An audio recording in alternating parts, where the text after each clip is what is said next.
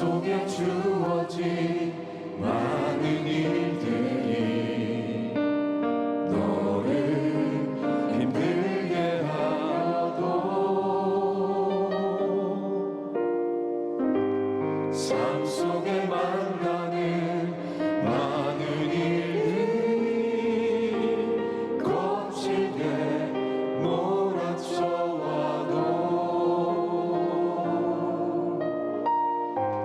삶 속에 주어진 많은 일들이 너를 힘들게 하여도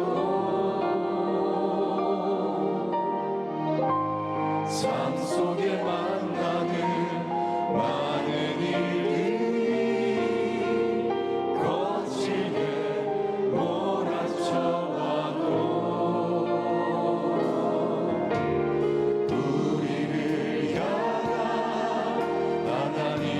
생각은 평안이요 재앙이 아니니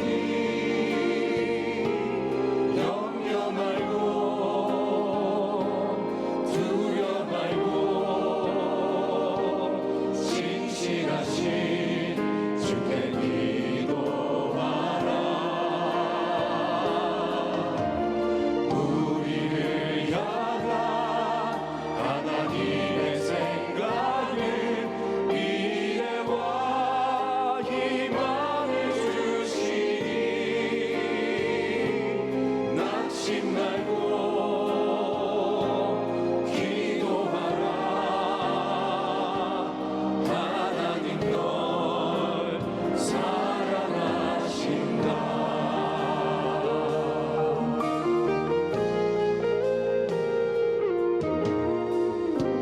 삶 속에 주어진 많은 일들이 너를 힘들게 하여도 삶 속에 만나는 많은 일들이 거칠게 몰아쳐와도 당신을 향한 하나님의 생각은 평안이요 재앙이 아니니 염려 말고 두려 말고 신실하신 주께 기도하라.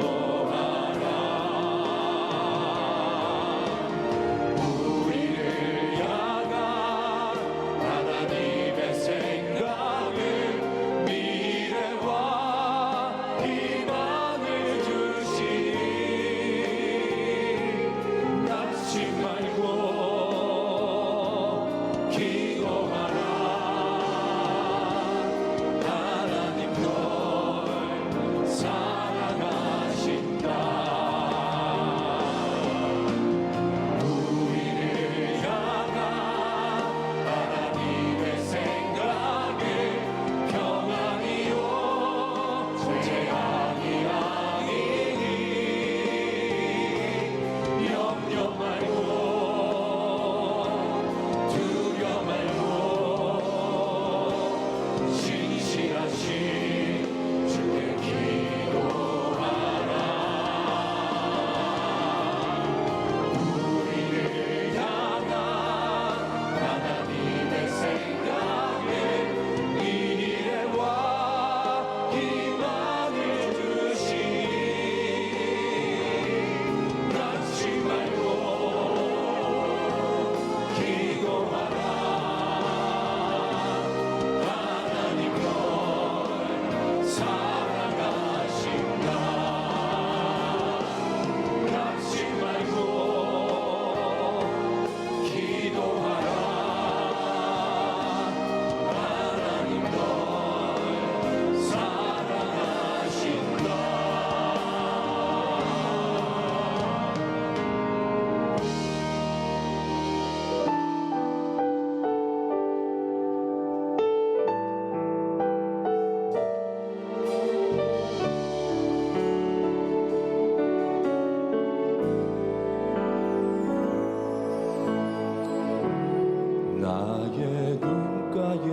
주름이 지고 눈물이 많아졌음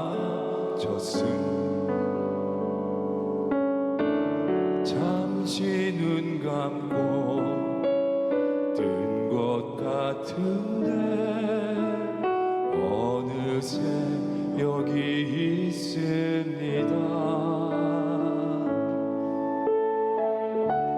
가슴 아픈 날도 많았었고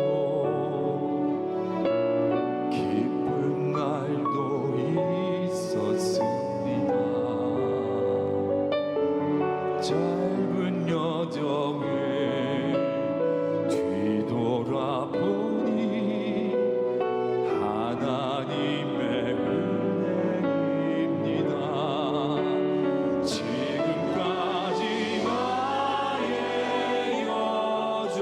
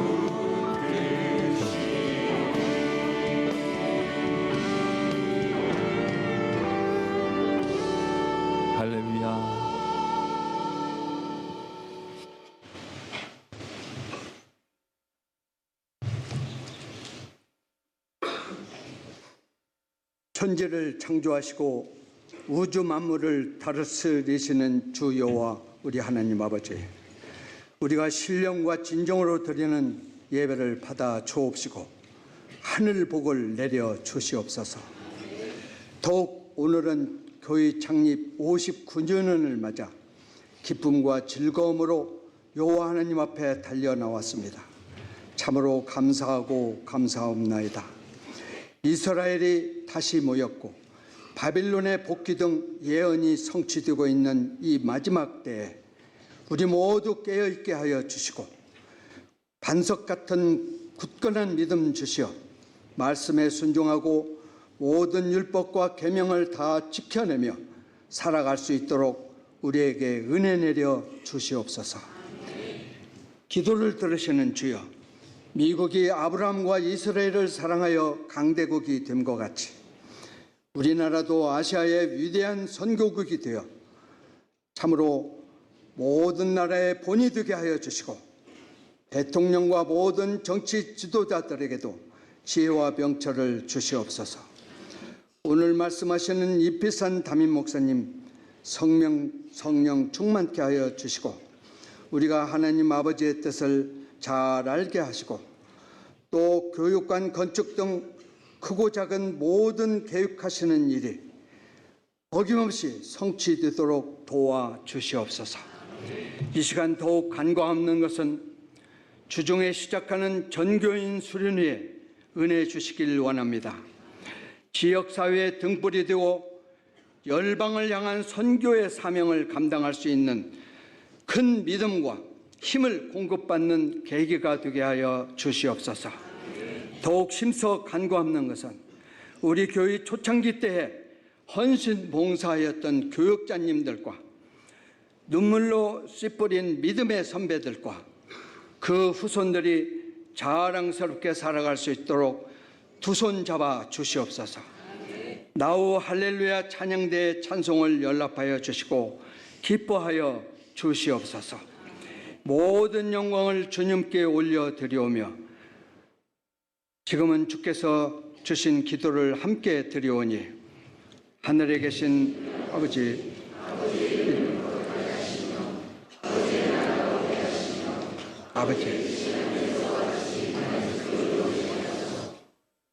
우리에게 일용할 양식을 주셨고 우리가 우리에게 죄 지은 자를 사하여 준 것 같이 우리 죄를 사하여 주시옵고 우리를 시험에 들게 하지 마시옵고 다만 악에서 구하옵소서. 나라 원능과 영광이 아버지께 영원히 싸움나이다. 아멘.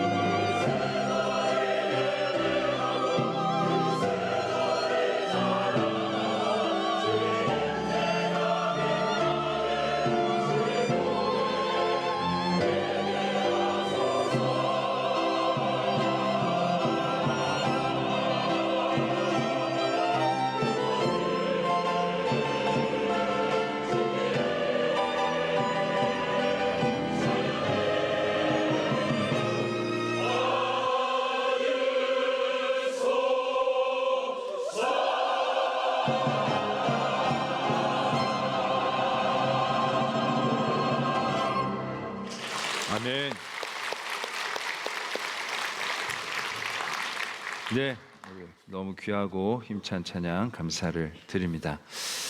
말씀을 위해 함께 기도드리겠습니다.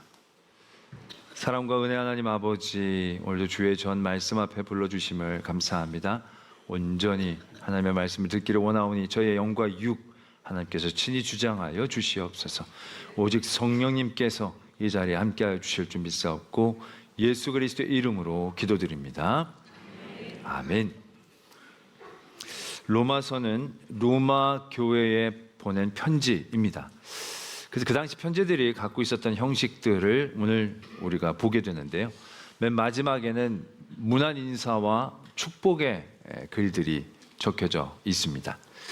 근데 오늘 로마서에서는요, 이 문안 인사가 좀 특별합니다. 무엇이 특별하냐면 굉장히 많은 사람들에게 문안을 전하고 있다라는 사실입니다.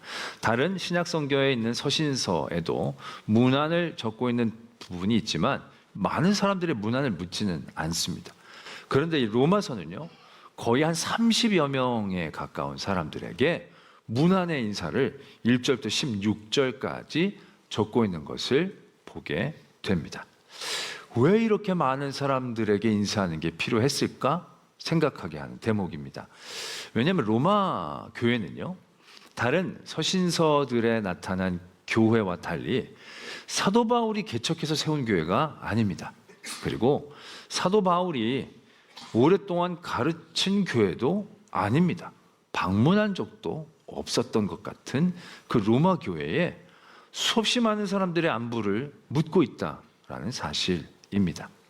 물론 그렇기 때문에 로마 교회 교인들에게 여러 인맥을 자랑하고 내가 누구를 알고 누구를 아니까 뭐 이렇게 더 친근함과 교집합을 만들어 가서 그런 말씀을 더 잘 전하기 위하여 많은 사람들의 문안을 물어보았겠다라고 생각할 수도 있겠지만 별로 자기를 위해서 애썼던, 수고했던, 사랑하는 관계가 있었던 사람들뿐만이 아니라 그냥 이름만 나열하고 열거되어지는 사람들도 적지 않음을 보게 됩니다.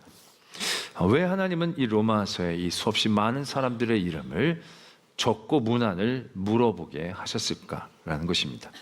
정확한 이유는 알 수가 없습니다. 성경에서 설명해 주지는 않기 때문에 그렇습니다. 그러나 이 문안 인사를 통하여 우리가 한 가지 사실을 발견하게 됩니다. 어떤 사실을 발견하게 되느냐 하면 로마 교회 공동체 안에 문안 인사를 받을 만한 그런 지도자급 되어지는 사람들의 면면을 발견할 수 있다는 겁니다. 30여 명의 사람들 중에 여성이 9명 정도 있다고 합니다. 교회 공동체 안에 여성이 지도력을 갖고 있는 건 우리에게 그렇게 드문 일은 아니지만 그 당시에 남녀의 차이가 극명했던 시대에 여성의 지도자들이 이렇게 많이 언급되고 있다는 것에 주목할 필요가 있는 거죠. 또 노예였거나 노예 상태인 사람들도 분명히 있다라는 것입니다. 이름에 보면 우리나라도 예전에 보면 그런 그 노인 종이신 분들이 자주 사용했던 이름들이 있잖아요. 돌쇠, 뭐 마당쇠 그런 이름. 양반이 김돌쇠라고 이름을 안 하잖아요. 그냥 돌에서 나면 돌쇠, 마당에서 나면 마당쇠 이런 식으로 그냥 그 이름이 아주 그런 이름이 많은 거죠. 그런 이름과 같은 이름이 이 안에 적지 않게 포함되어 있다는 겁니다. 이름만 봐도 이 사람은 지금 노예이거나 노예였던 사람이라는 것을 알 수 있는 사람들이 이 안에 포함되어 있다는 겁니다. 또 로마 교회였지만 유대인들도 적지 않았습니다. 나의 친척이라고 얘기하는 건 뭐 가까운 친척이라기보다는 같은 어떤 민족이라는 의미가 강하다라고 얘기하죠. 그런 유대인들도 그 지도자들 가운데 적지 않았다는 겁니다. 뿐만 아니라 왕족이었던 사람들도 이 안에 있었다라는 것을 이 문안하는 여러 명의 이름들을 통해서 로마 교회의 성격들을 알 수 있게 된다는 것입니다. 제가 이렇게 얘기를 해도 여러분들 중에 아무도 뭐 놀라거나 뭐 아주 굉장한 사실을 깨달은 그런 표정들은 다 안 갖고 계시죠. 너무 자연스럽게 받아들여 주시는데 지금 이 로마 교회 시대는 지금 우리가 사는 시대랑은 완전히 다른 시대라는 걸 우리가 알고 감정이입을 좀 해봐야 한다는 거죠. 여기는 불평등한 시대입니다. 평등이라는 것 개념 자체가 없는 시대에서 한 교회 공동체 안에 이렇게 다양한 사람들이 함께 형제자매로 모일 수 있다는 것. 당시 아까도 말씀을 드렸지만 여성과 남성의 차이는 극명했습니다. 여성들이 무언가를 주도적으로 해낼 수 있는 상황이 절대 아니었다라는 것입니다. 그럼에도 불구하고 여성 지도자들이 교회 안에서 인정받고 있었다는 사실. 또 무엇보다도 노예들은요, 지금 우리는 상상할 수 없는 차이를 갖고 있는 겁니다. 이거는 인간의 차이가 아니라 인간이 아닌 것으로 여겨지던 시대예요. 노예는 사람이 아니라 재산이나 가축처럼 생각했던 시대가 바로 그 시대였다는 얘기입니다. 그런데 그런 시대에 한 교회 공동체 안에 노예였던 그런 지도자가 세워진다는 건 정말 상상하기 어려운 상황이다라는 얘기죠. 또 유대인들이 글라디오 황제 때 로마에서 다 추방을 당했습니다. 그리고 죽고 나서 다시금 로마로 되돌아옵니다. 그 유명한 분들 중에 한 분이 이 브리스길라와 아굴라입니다. 그들이 추방당해서 고린도에 있을 때 사도 바울을 만나게 되죠. 그 브리스길라와 아굴라 같은 유대인들이 다시 로마로 다시 복귀하면서 로마 교회 안에 유대인 그리스도인이 있게 되어진다는 것입니다. 이건 뭐 그렇게 부담스럽지 않게 여겨지겠지만 여러분들 유대인들에게, 물론 로마 지역에 살고 있었지만 유대인들에게, 경건한 유대인들에게 이방인들과 무엇인가 함께 한다는 것, 경제적인 행위를 떠나 다른 어떤 영적이고 신앙적인 일들을 같이 한다는 건요, 자기 인생을 포기하는 것과 마찬가지의 무게감을 갖고 있는 거예요. 이방인과 함께 한다는 것만으로도 어떻게 해도 깨끗해질 수 없는 그러한 굉장한 일이다라는 것을 우리는 떠올려 보아야 한다는 거죠. 그런 가운데에서 로마 교회에 이렇게 다양한 사람들이 모여 인사를 나누게 되어진다라는 것은 굉장히 놀라운 사실이다라는 것을 우리는 다시금 깨달아야 한다는 거죠. 예수 그리스도를 믿는 그 믿음이 도저히 넘을 수 없는 여러 사회적인 장벽과 계층들을 뛰어넘고 있다는 사실을 우리는 발견한다는 겁니다. 아니, 더 정확히 얘기하자면 예수 그리스도께서 우리에게 주신 은혜의 깊이가 세상에서는 채울 수도 넘어설 수도 없는 그런 모든 간극과 계층과 분열의 자리들을 포용할 수 있을 만큼 풍성한 은혜였다. 그런 풍성한 은혜로 이들이 인식하고 있었다는 사실에 우리는 주목해야 한다는 것입니다. 이런 교회의 모습들은 계속적으로 지켜져 왔습니다. 지금 수천 년이 지난 요즘 교회의 모습도 이와 다르지 않습니다. 지금 우리는 감각적으로 감각을 좀 못 느끼는 거죠. 왜? 지금 우리가 평등 사회를 살고 있다라고 생각하니까, 이렇게 다양한 사람들이 모여 있다라는 것이 너무 놀랍다라고 생각하지 않는 그런 시대에 우리는 살고 있지만, 지금도 우리는 알게 모르게 여러 가지 계층이나 벽이나 담들이 존재함을 분명히 알고 있다는 거죠. 그러나 그럼에도 불구하고 그런 모든 것들을 뛰어넘어 우리가 이 교회 안에 함께 있다는 게 얼마나 놀랍습니까? 우리 교회 안에는 지역적으로도 다양합니다. 서울에 사셨던 분들도 있고, 강원도 출신도 있고, 경상도 출신도, 전라도 출신도 있고, 제주도 출신도 있고, 일본에서 태어난 분들도 있을 겁니다. 중국에서 태어난 분들도 있을 것입니다. 이분들이 어떻게 이렇게 함께 모여 있을 수 있겠느냐라는 얘기죠. 출신뿐만이 아니죠. 여러 경제적인 상황들도 대단히 다양합니다. 우리 안에는 1,000억 이상 갖고 계신 분들, 아멘, 있는 줄로 믿습니다. 그러나 100억 이상의 빚을 지고 있는 분들도 분명히 있으실 겁니다. 경제적으로 세상에는 얼마나 경제적인 수준에 따라 사람들이 모이게 됩니까? 그러나 여기 남성교회, 여성교회 가면 그런 거 따지지 않습니다. 누가 부자고 누가 가난한지 그런 거 중요하지 않고 그냥 함께 있다는 사실이 여러분들 놀랍지 않습니까? 배움의 자리도 너무 다릅니다. 어떤 분들은 박사학위 소지자도 있고 석사학위, 학사학위 소지자도 있지만, 어떤 분들은 솔직히 지금 가만히 계시지만 초등학교도 안 나온 분들도 계실 수도 있을 거예요. 그러나 그렇다고 누가 그것 때문에 나가라 마라 얘기할 수 있습니까? 그분이 더 높다 낮다 얘기하고 있습니까? 그렇지 않다라는 겁니다. 뿐만 아니라 인성과 성품도 너무 다양하지 않습니까? 정말로 육각형의 완벽한 인격을 갖고 계신 성도도 계시지만, 정말로 반대쪽으로 어떻게 이런 분이 사람일까라고 하는 분들도 있습니다. 있어요. 여기 아주 도덕적으로 훌륭한 분들도 있지만 그냥 사기치려고 태어난 분들도 이 안에 분명히 있을 수 있습니다. 그러나 모든 그런 분들이 교회 이름 안에 하나로 모여 형제자매로 부른다는 것이 얼마나 놀라운 일인가. 요즘 사람들을 섞이기 싫어하죠. 뭐 나이, 계층, 성별로 얼마나 나누어집니까? 또 정치적인 성향으로 얼마나 서로가 끼리끼리 모이려고 합니까? 그런데 우리 안에는요, 그 모든 일들이 다 포용되어 있습니다. 우리 파란색도 있죠, 빨간색도 있죠, 노란색도 있고 녹색도 있어요. 다양한 색깔들의 성향들이 함께 모여 있다는 것 자체가 얼마나 놀라운 일인가라는 것을 우리는 다시 한번 확인하게 되어진다는 것입니다. 이런 다양성들은요, 얼마나 놀랍고 대단한 일인가 우리는 다시 한번 생각해 봐야 합니다. 왜냐하면 이렇게 모두가 형제자매로 부르는 또 다른 공동체들이 있습니다. 우리가 6.25 전쟁 영화 보면 공산주의자들이 다 뭐라고 부릅니까?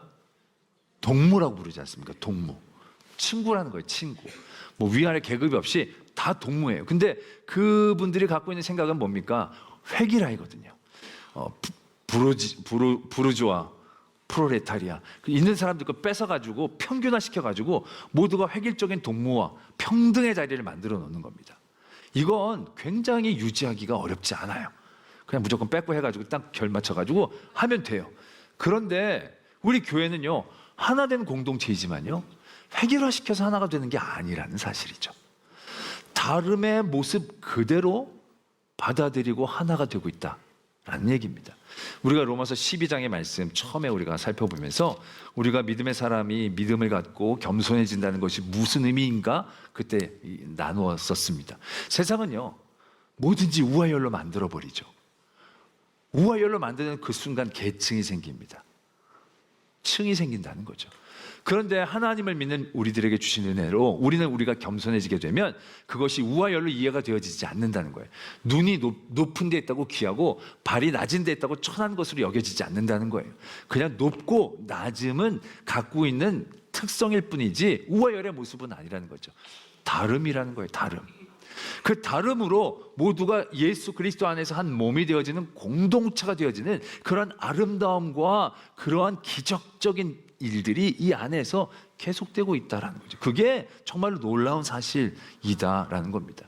그래서 성경은 항상 성도들에게 얘기할 때, 교회 올 때 획일화하고 표준화돼서 오게 하지 않습니다. 부자들에게 있는 거 다 팔아서 다 나눠주고 그 다음에 교인 들어올 수 있어. 빚진 사람들에게 빚 다 갚고 그러고 들어와, 이렇게 얘기하지 않죠. 종이나 노예들에게 너희들 애를 써서 자유인이 된 다음에 교회 공동체 안에서 받아줄게, 너희 주인된 이들 노예들을 다 면천해 줘야 그 다음에 너희들이 들어올 수, 이런 조건을 얘기하지 않습니다. 에베소서의 말씀에 보면 아내의 자리에선 아내에게, 남편의 자리에선 남편에게, 종의 자리에선 종에게, 상전의 자리에선 상전에게, 하나님께서는 그 자리에서 하나님이 원하시는 일들, 하나님을 기쁘시게 하는 일들이 있음을 도전하고 가르쳐 주신다는 거죠. 굳이 획일하고 표준화돼서 그 다음에 레고 맞히듯이 맞춰지는 게 아니라는 거예요. 교회 공동체의 아름다움은 거기에 있다라는 것을 우리가 분명히 아셔야 한다라는 것입니다. 그러나 이런 아름다운 공동체가 아름답기 위해 그것이 쉽지 않음을 우리는 또한 인정해야 한다는 것이죠. 아까도 말씀을 드렸지만 획일하고 표준화시켜서 하나가 되는 건 그렇게 고통스럽거나 어려운 일이 아닐 겁니다. 몇 명 고생하면 그냥 그 다음부터 쭉 돌아가는 겁니다. 그런데 서로 다름이 하나가 되어지는 과정들은 결코 말처럼 그냥 얘기하는 모습처럼 녹록한 과정은 절대 아닐 겁니다. 교회뿐만이 아니라 우리가 가정에서 부부가 되어지는 그런 과정들 우리가 경험해 보신 분들은 잘 아실 겁니다. 그냥 한국 사람, 한국 남자, 한국 여자예요. 근데 이게 서로 사람인데 사람이 아니죠. 아니, 사람이 아니니까 사람이 아니라는 얘기가 아니라 같은 종류의 사람이 아니라는 얘기죠. 예전에 그런 유명한 책 제목이 있었지 않습니까? 여자는 금성에서 오고 남자는 화성에서 오고. 화성 맞죠? 그건 이게 같은 지구 사람이 아니라 금송에서 오고 화성에서 온 것처럼 차이가 난다는 거예요. 그런 서로 다름이 서로 다른 조각처럼 맞춰져서 행복하고 편하게 살 것 같지만 여러분 살아본 분들이 과연 그런 삶이 보장이 됩니까? 식성부터 많이 다르잖아요. 어떤 사람은 육식을 좋아하고 어떤 사람은 채식을 좋아하는데 그 사람이 함께 만나서 산다고 해보세요. 어떤 사람은 거기에 맞춰서 살기 위해서 정말 구역질 나지만 고기를 억지로 먹어야 될 수도 있어요. 어떤 사람은 내가 소인가 싶을 정도로 채소만 먹으면서 낙 없이 살 수도 있게 되어진다는 거죠. 성품도 다를 거예요. 어떤 사람은 막 늘 나가서 활동적으로 사는 걸 좋아하는 사람이 있고 어떤 사람은 나가는 걸 죽기보다 싫어하고 집안이 너무너무 좋은 사람이 있어요. 그런 사람들이 함께 모여 한 공동체를 이룬다는 게 말처럼 쉽습니까? 우린 딱딱 서로가 역할이 잘 분담됐으니까 당신이 나가서 벌어오고 난 집안에서 하면 딱 좋네. 이게 됩니까? 아니죠. 같이 뭔가 하고 싶어야 되는데 같이 뭔가를 하려고 한다면 나가기 싫은 사람은요 정말 죽을 각오라고 밖에 나가서 같이 놀아줘야 되는 거죠. 딴 사람은 기뻐하는데 그 사람은 힘들어하는 거죠. 또 이 사람에게 맞춰준다면 정말 날뛰어야 되는 사람이 집안에 늘 콩 박혀 있으면 이게 감옥에 사는 것과 크게 다를 바가 없을 것입니다. 그러한 고통과 어려움의 시간들이 그런 다름이 한 공동체로 살아나가게 될 때 반드시 요구되어진다는 사실들을 우리 다시금 깨닫게 되어진다는 거죠. 오늘 저는 16장의 말씀을 묵상하면서 그런 생각을 해보았습니다. 왜 이렇게 16장에 많은 사람들을 문안하게 하셨을까? 30여 명의 이름들이 과연 왜 필요했을까? 저는 그 말씀을 묵상하다가 그런 감동을 받았습니다. 하나님이 로마 교회를 얼마나 사랑하시는지, 로마 교회가 함께 아름답게 성숙해 가는 걸 얼마나 원하고 계시는지에 대한 마음이 느껴지게 됐습니다. 왜냐하면 우리가 로마서의 말씀을 나눌 때 처음에 모든 것이 하나님의 은혜로 우리에게 선물로 주어진 것이다. 우리의 공로와 우리의 의가 아니다. 모두가 하나님의 선물로 받은 것이기 때문에 우리가 할 수 있는 영역은 별로 중요하지 않다. 그럼 우리는 아무것도 안 하고 살아도 되느냐? 아니다. 은혜 받은 우리들이 어떻게 살아가야 될지에 대하여 우리에게 도전해 주시는 말씀이 로마서 12장부터의 말씀이에요. 그래서 그 12장에서부터 우리 은혜 받은 성도들이 어떻게 삶을 살아야 되는가, 믿음의 생활들을 가져가야 되는 말씀을 쭉 나눠 왔었습니다. 저는 그 말씀을 쭉 나누면서 늘 마음 한켠에 그런 생각을 가졌습니다. 이게 하나님의 은혜를 받은 거잖아요, 우리가. 하나님의 은혜를 받고 이제 은혜 받은 사람들이 어떻게 믿음 생활을 해야 되느냐? 그러면 이제 우리가 앞으로 어떠한 경건한 삶을 살아야 되고 경건한 믿음의 모습을 보여줘야 되는지에 대하여 신명기나 레위기처럼 우리에게 많은 부분들을 세목 가르쳐주고 도전해 주시는 말씀들이 쭉 이제 이어지는 그것을 상상한다는 거죠. 근데 말씀을 묵상하면 묵상할수록 우리 개인적인 경건이나 뭐 더 열심히 예배해라, 제사 열심히 드려라, 이런 것보다는 굉장히 사랑과 화목이라는 주제에 집중하고 있다는 사실들을 발견하게 되는 거죠. 12장에서부터도 보면요, 처음에 그 다름을 이해하게 한 다음부터는 10절에서도 형제를 사랑하여 서로 우애하고 존경하기 서로 먼저 하고, 13절에서도 성도들의 쓸 것을 공급하며 손대접하기를 힘쓰고, 18절에서 할 수 있거든 너희로서는 모든 사람과 더불어 화목하고, 13장으로 넘어가서도 뭐 위에 있는 권세들을 순종한 얘기 바로 지나서는 피차 사랑의 빛 외에는 아무에게도 빚을 지지 말고 사랑은 율법의 완성이라고 얘기하고 계십니다. 그리고 14장과 15장은요 아예 형제를 비판하지 말고 형제 앞에 거리낌을 두지 말고, 그리고 예수 그리스도가 우리를 받은 것처럼 서로 받아라. 믿음이 강한 자는 믿음이 연약한 사람들을 서로 품고 받아들여라. 그런 말씀으로 가득 채워져 있다라는 겁니다.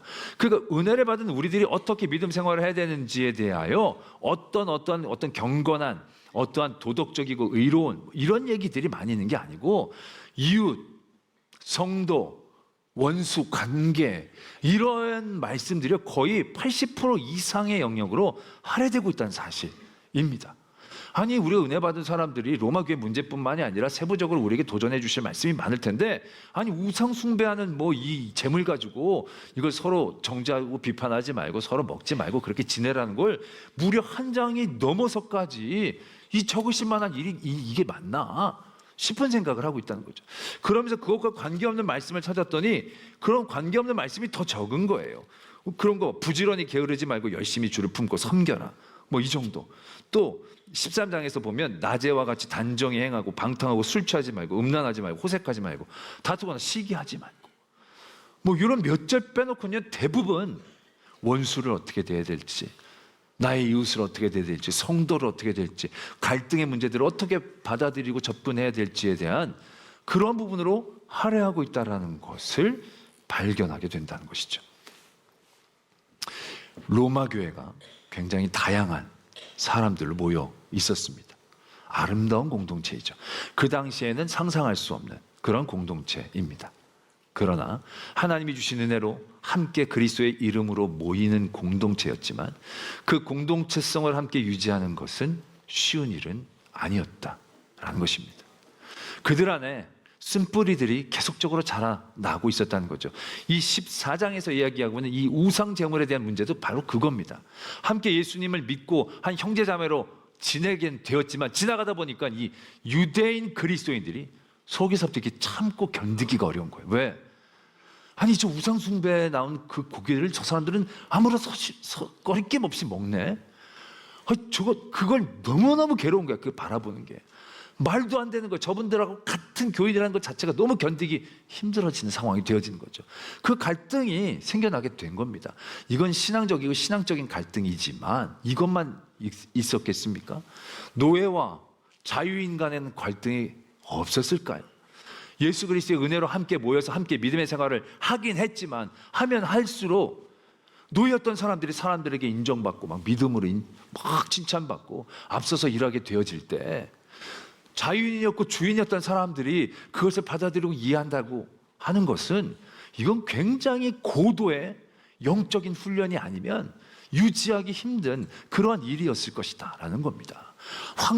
왕족이었던 사람이 노예였던 사람들과 함께 식탁을 나누고 형제자매라고 부르는 것 자체가 상당히 기분이 좋지 않을 수 있을 것이다 라는 것입니다.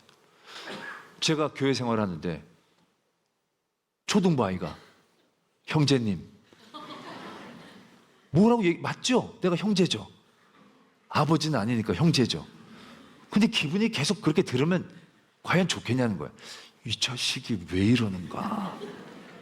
그러다가 마치 무슨 초등부 부흥회 같은 거 있으면 내가 막 보복하려고 하는 마음이 있지 않겠냐는 거죠.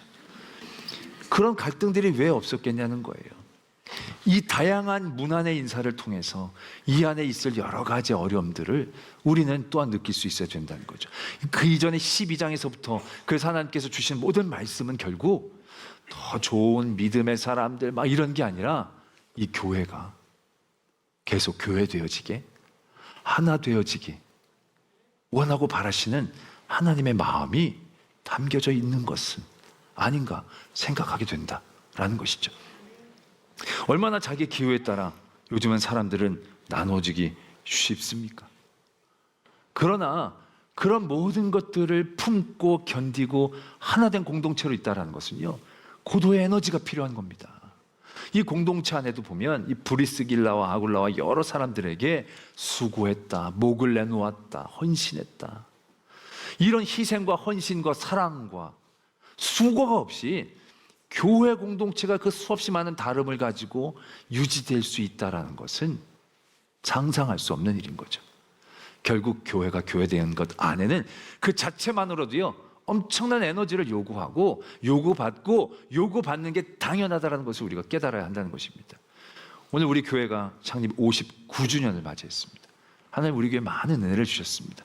정말로 좋은 믿음의 선배들과 좋은 교육자들을 통해요 우리 교회가 아름답게 성장해 왔습니다.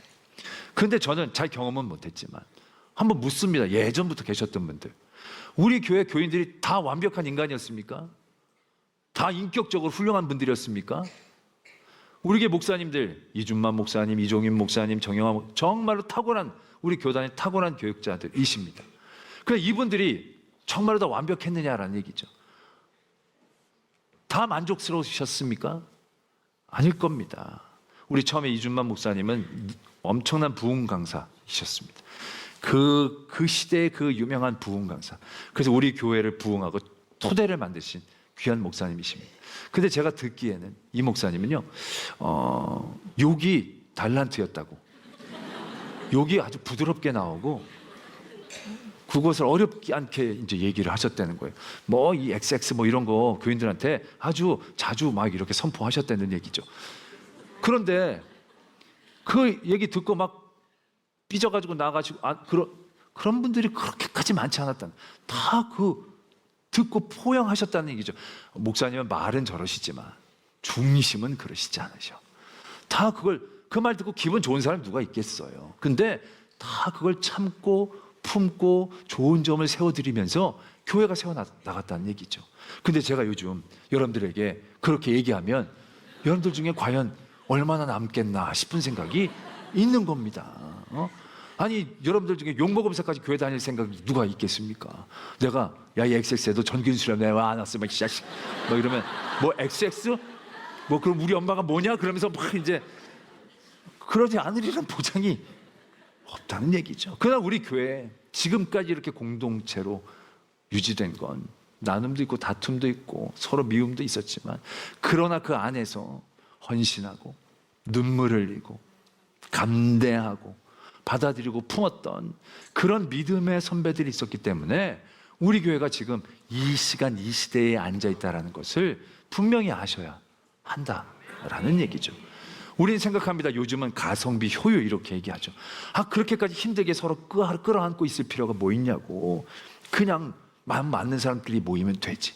그래서 로마 교회가 노예들끼리 모이고 주인들끼리 모이고 왕족들끼리 모이고 유대인끼리 모이면 이 교회가 어찌 되었겠느냐라는 겁니다. 가정도 서로 우리 아니다. 식성 맞는 사람끼리 또 만나고, 그리고 뭐 성품 맞는 사람끼리 또 만나면 그럼 과연 행복하겠냐는 거예요.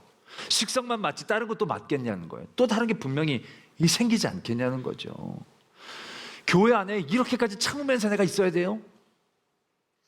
이 에너지를 다른 데 쓰면 훨씬 더 좋을 것 같은데요. 근데 오늘 로마 교회를 보세요. 하나님은 이 로마 교회가 로마 교회됨을 위해 엄청나게 많은 에너지를 요구하고 계세요. 나가서 세계 선교를 하고 전도를 하고 엄청난 의인으로 살라고 얘기하시지 않고요, 화목하라고 얘기하는 거예요. 그 안에서 품고 껴안고 받아들이라고 얘기하시는 거예요. 그게 이 로마 교회의 30명 이상의 무난 인사를 받은 이들에게, 또한 우리들에게 요구되어지는 은혜 받은 사람의 모습이다라는 것입니다. 그러나 요즘은 우리가 너무 우리의 성격과 기호와 편리에 따라 고민하지 않고 움직이게 되어지죠. 여러분들께서 지금 혹시 제가 마음에 들지 않아서 교회로 옮길까 말까 고민하는 분들이 있을 수도 있습니다. 여러분들 12년만 참으세요. 내가 평생 있는 거 아니고 여러분들 죽을 때까지 있는 거 아니에요. 여러분들 나 때문에 딴 데 가면 거기에서 좋은 목사님 만나서 끝까지 있을 줄 아세요? 아니에요. 좋은 점도 있지만 듣다 보면 또 별로인 게 있는 거예요. 그럼 또 옮길 거예요? 그럼 또 옮기면 찾아서 진짜 뭐 엄마 찾아 산말리처럼 찾아가다가 여러분들 믿음이 어떻게 되겠냐는 거예요. 힘들죠. 어렵죠. 그러나 견디고 참는 것이 신앙의 성숙이에요. 왜 갑자기 아멘을 하시니? 기분이 굉장히 좀 안 좋아지려고 그래요. 난 예를 든 건데. 하여튼 그런 아이 참나. 어떤 연세 드신 목사님이 너무 괴로워하면서 한탄하면서 저한테 그런 말씀하시는 거예요. 자기가 참다가 좀 정치적인 설교를 했다는 거예요. 그럴 때 막 설교를 하고 있는데 한 사람이 벌떡 일어나더니 막 소란스럽게 나가더라는 거예요. 봤더니 교회 안수 집사님이라는 거예요. 근데 그냥 안수 집사님이 아니라 자기 아파트 같은 열 밑에 집에 사는 안수 집사님. 자기가 젊었을 때부터 훈련시키고 안수까지 하셨던 그런 안수 집사님이라는 거예요.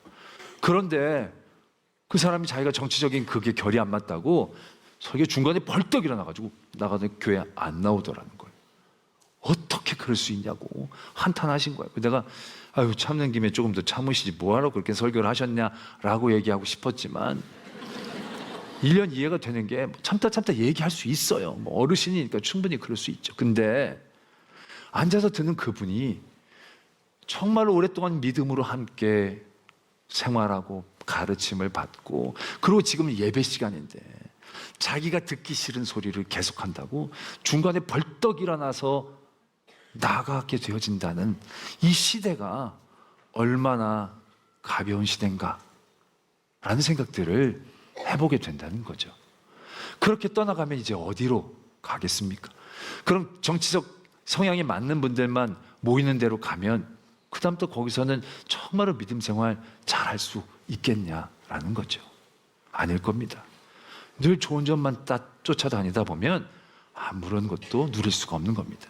근데 이 로마 교회 노예도 있었고 귀족도 있었고 유대인도 있었고 이방인도 있었고 같이 함께하기가 너무 복잡한, 그리고 세상의 문화의 최첨단에 있었던 로마 사회에 있었던 교회입니다. 얼마나 나눠질 이유, 얼마나 자기의 소욕과 무력들에 대해서 찢어지기 쉬운 교회였겠습니까? 근데 이 교회 하나님께서 은혜를 받은 우리들이 어떻게 살아야 될 것인지를 도전해 주셨고, 이 말씀으로 이 교회가 지탱되어진 것이죠. 성숙되어진 것이죠. 그리고 여러분, 이 로마 교회가 어떤 교회가 되어졌습니까? 이 로마 교회는 그 어떤 교회가 하지 못했던 전무후무한 역사를 만들어내는 그 로마 교회가 된 겁니다. 이 로마 교회가 그 세상에 가진 무력과 탐욕과 쾌락으로 물들어 있던 그 로마를 변화시키는 교회가 된 겁니다. 그 도시만 변화시켰습니까? 그 나라를 변화시켰습니다. 세계를 변화시켰습니다. 그 로마 교회가 바로 이 교회입니다. 우리끼리 지내는 것만으로도 쉽지 않고 많은 에너지를 써야 되는 교회에 있지만, 그 교회를 교회됨으로 지켜낼 때 그 안에 진정한 성숙과 성장이 있게 되어진다는 거죠. 우리가 교회 생활하면서 희생하고 헌신하고 사랑하고 받아들이는 것들이 요구되어지지 않는 교회를 다닌다면 우리는 어느 지점에서 성숙할 수 있을까요? 어느 지점에서 하나님의 은혜를 더 은혜되게 누릴 수 있을까요? 힘들고 어려운 다양한 사람들이 모인 교회에서 그런 일들을 경험할 때 우린 거기에서 오늘 우리에게 주신 말씀처럼 견디고 품고 받아들이고, 때로는 아프고 고생스러울지라도, 내가 여기 이렇게 많은 에너지를 써야 하는가 고민할지라도 그곳에서 결국 하나님은 역사하시고 로마 교회에게 주셨던 놀라운 일들이 우리 교회와 한 분 한 분의 삶의 역사 가운데서도 이루어짐을 믿으시기 바랍니다. 기도하겠습니다. 오늘 말씀을 생각하시면서 우리 교회 지금까지 지켜주신 은혜, 그러기 위해 우리 모든 믿음의 선배들이 행했던 많은 희생과 헌신과 눈물과 피 흘림들을 기억하며 감사하기를 소망합니다. 그리고 우리도 이 몸된 교회에 이 문화를 받는 그 한 사람 한 사람으로 자리 잡게 하여 주시옵소서. 이러한 기도의 제목으로 하나님 앞에 나가겠습니다. 아버지 하나님, 오늘도 함께 하여 주시고 우리를 지켜주시며 놀라운 하나님의 은혜 가운데 우리가 있습니다. 붙잡아 주시고 주시옵소서. 역사함 가운데 늘 있는 저희들 되게 하여 주시옵소서. 아버지 하나님 감사합니다. 아버지 하나님, 사랑과 은혜 하나님 아버지, 몸된 교회를 지켜주시며 이 교회 하나됨을 위해 힘쓰고 애쓰신 모든 믿음의 선배들의 은혜를 우리가 누리고 있습니다.